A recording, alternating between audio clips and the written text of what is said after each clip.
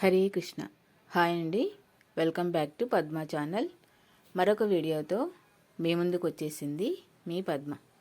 ఈరోజు మన వీడియోలో చాలా సింపుల్గా చపాతీ సాఫ్ట్గా ఎలా ప్రిపేర్ చేసుకోవాలో చూసేద్దామండి. వీడియోలోకి వెళ్ళే ముందు స్మాల్ రిక్వెస్ట్ అండి, వీడియో నచ్చితే లైక్ చేసి షేర్ చేసి సబ్స్క్రైబ్ చేసుకోండి మన ఛానల్ని. మీ సపోర్ట్ను మాకు అందించండి. ఇక లేట్ చేయకుండా వీడియోలోకి వెళ్దామా. నేనైతే ఇక్కడ ముందుగా గోధుమలను మరపట్టించి తీసుకున్నానండి పిండిని. కుదిరితే మీరు కూడా ఇలాగే ట్రై చేయండి. ముందుగా గోధుమ పిండిని జల్లించుకొని ఉప్పు వేసుకొని అందులోనే కాస్త నూనె వేసి ఇలా బాగా నూనె అంతా పిండికి పట్టేలా ముందుగా బాగా కలుపుకోవాలండి. పిండిలో నూనె బాగా కలిసిపోవాలండి, అప్పుడైతే పిండి సాఫ్ట్గా వస్తుంది మనకు చపాతీ.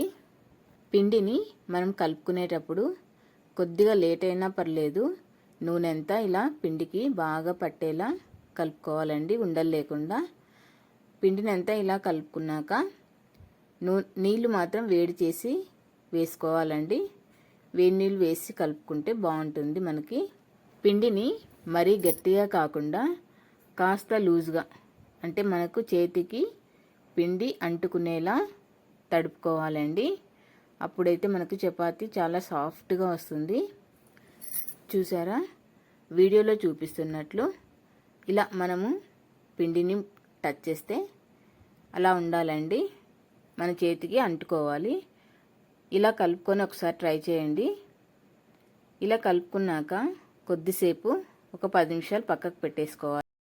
10-15 నిమిషాల తర్వాత మనము చపాతీని ప్రిపేర్ చేసుకునేటప్పుడు కాస్త లూజ్గా తడుపుకున్నాం కదండి పిండిని, మన చేతికి పొడి పిండిని తీసుకొని ఇలా చపాతీ చేసుకోవాలి. కాస్త రౌండ్గా చేసుకున్న తర్వాత నూనెతో ఇలా అప్లై చేసుకొని తర్వాత మడత పెట్టుకోవాలి. వీడియోలో చూపిస్తున్నట్లు ఆయిల్ అప్లై చేసి మళ్ళీ మడత పెట్టి చివర్లు అంచులన్నీ గట్టిగా ఒత్తేసుకోవాలండి. చూసారా, ఇలా వీడియోలో చూపిస్తున్నట్లు ఆ చివర ఈ చివర్లు గట్టిగా మనం ఒత్తేసుకోవాలి. కజ్జికాయలు చేసుకునేటప్పుడు ఒత్తుకుంటాం చూడండి, అలా ఒత్తేసుకోవాలండి. ఆ తర్వాత నార్మల్గా మనం చపాతీలాగా తిక్కేసుకోవాలి.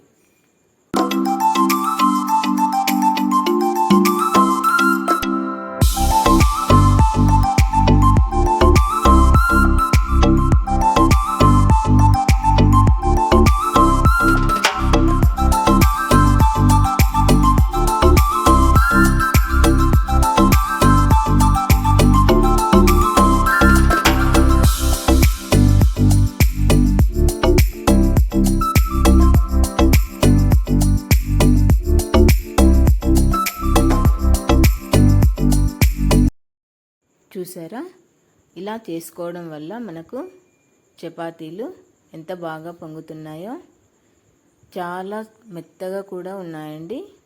మీరు కూడా ఒకసారి ఇలా ట్రై చేసి చూడండి. చూసారా, లోపల పొరలు పొరలుగా ఎంత బాగా వచ్చిందో చపాతీ. మీకు కూడా నచ్చుతుంది, ఒకసారి ఇలా ట్రై చేయండి.